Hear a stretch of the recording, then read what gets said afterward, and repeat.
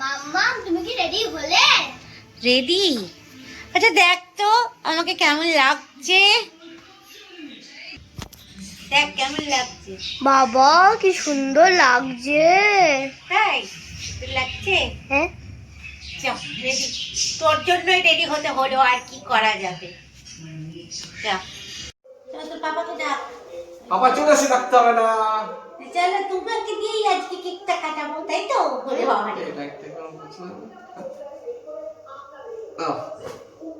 Happy anniversary Manti. আমাদের দেখতে দেখতে 21টা বছর পার হয়ে গেল। তুই বল হ্যাপি অ্যানিভার্সারি পাপা মাম্মা। 22 বছর। পাপা মাম্মা। 21 বছর।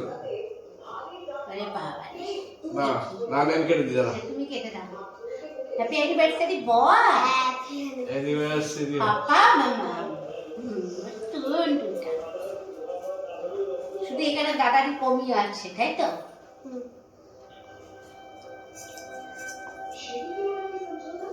একটুখানি দাও। এই আমি করে দিচ্ছি।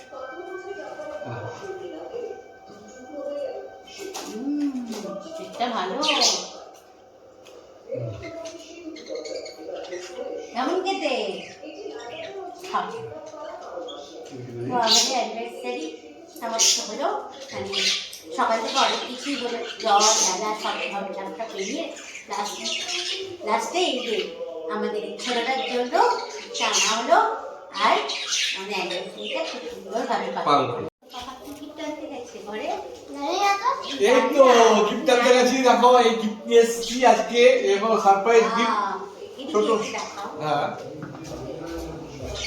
বাবা তুমি এসব কি করেছো? এই যে ওই সারপ্রাইজ দিন, ছোট ছোট জিনিস দিচ্ছি আর কি, বড় কিছু করতে পারলাম না, এবার পরিস্থিতি আমাদের ঠিক সাবমিট করতে পারলাম না, তার জন্য বড় কিছু দরকার নেই, এই ছোটখাটো সাবমিট দিয়েই বানাচ্ছি। দেখো এই পছন্দ করে দেখো। ও কি সুন্দর হয়েছে, সবাইকে দেখিয়ে ওখান থেকে দেখাও, সবাই দেখতে পাচ্ছ। এই দেখো এটা আমাকে আবার বর দিল।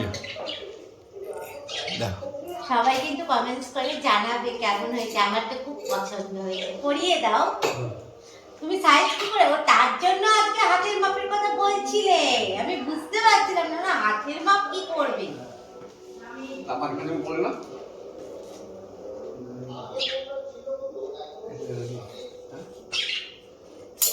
বাহ পারফেক্ট হয়েছে, খুব সুন্দর, আমার তো খুব পছন্দ।